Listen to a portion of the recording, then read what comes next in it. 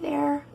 You'll have to excuse my voice. I am sick, but basically, when it comes to things like projecting and like using your diaphragm and stuff, it's at least pretty simple for me. I was in both choir and theater my whole life, so you know, acting, singing, etc. They all use your diaphragm in order to project your voice safely so that you don't damage your vocal cords and sound like how I currently am, although mine is due to laryngitis, so just don't worry, you won't actually sound like this unless you seriously damage your vocal cords.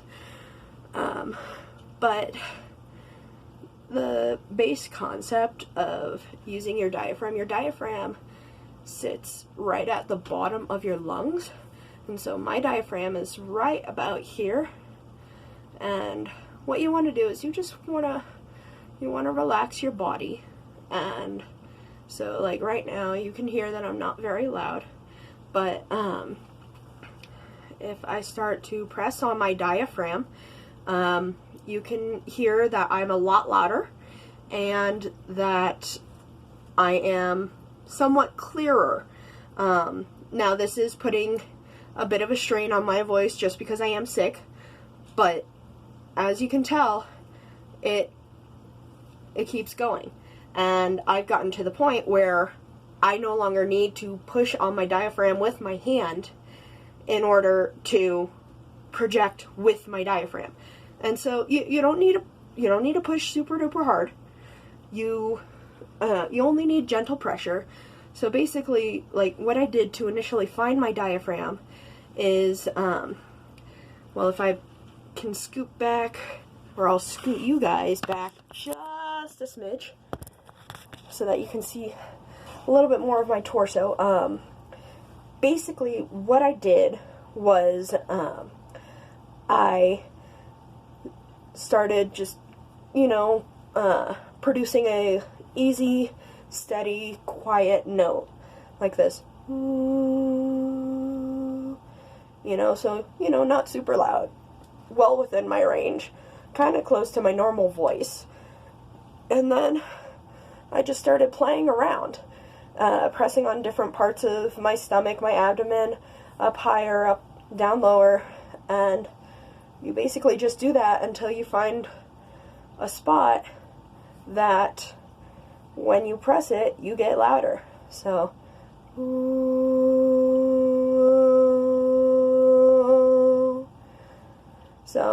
and it varies ever so slightly from person to person, but that's just because, bodies are built differently.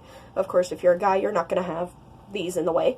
And same thing if you're a girl with a smaller chest. But regardless, the diaphragm sits in roughly the same place for everyone, at the bottom of the lungs, right around the sternum area. But you can see that, well, my bed is messy, so please excuse me. I've been sick all week and haven't been able to take care of myself or clean, really. So excuse me, or excuse the mess, but, like, you'll be able to see that you can hear me from back here.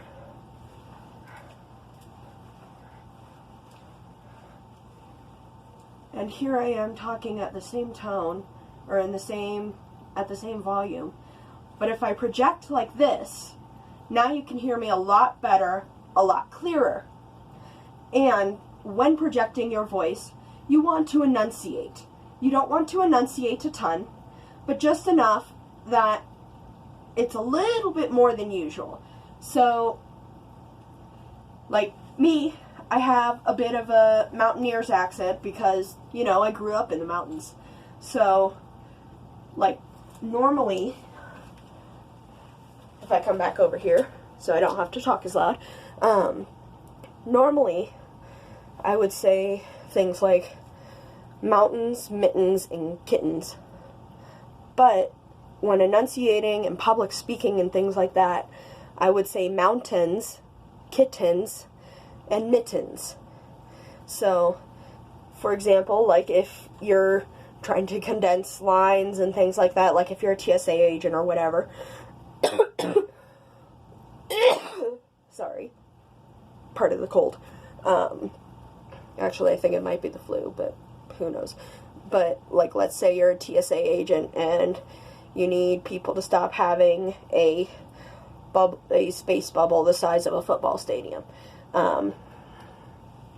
You could say something along the lines of, "Hi everybody, I need you to please move a little bit closer. We need to condense these lines.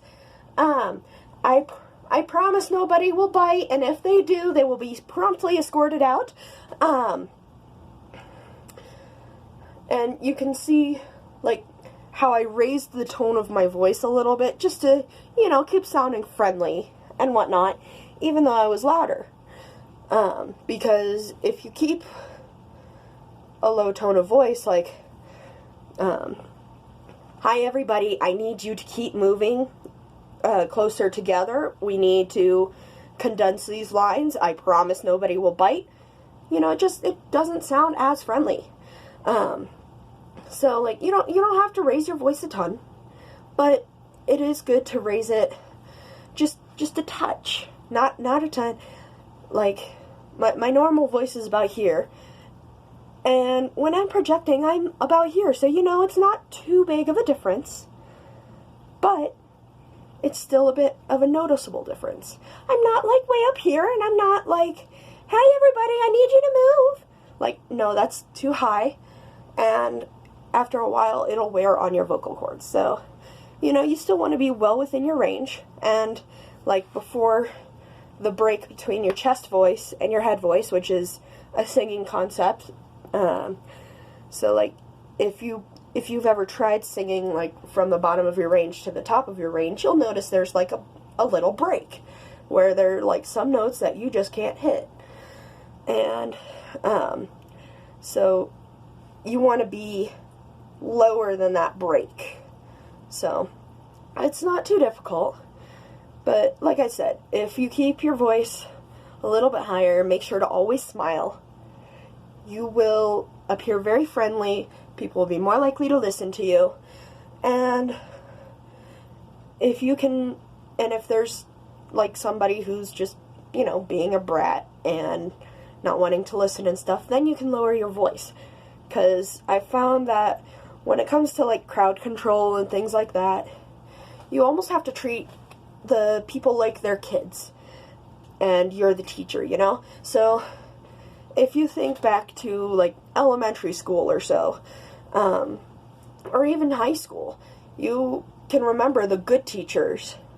Like, most of the time, they would have a bright, happy voice that wasn't, like, too high like this, but they weren't, you know, like this, and being totally blah, blah, blah, blah, blah, blah, and, you know, then sounding like a Charlie Brown teacher.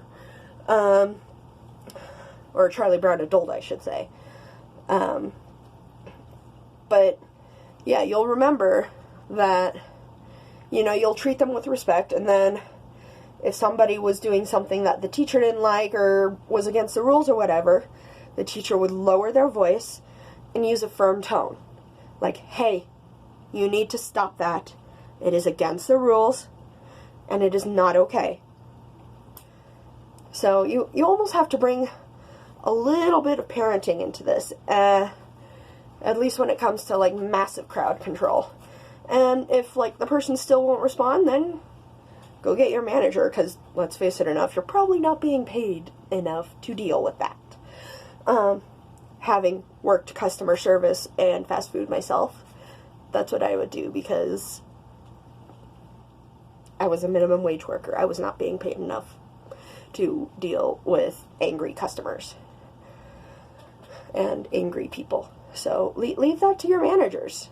Don't get involved. Just remember, if the person is being rude or disrespectful, give them a low, firm tone warning.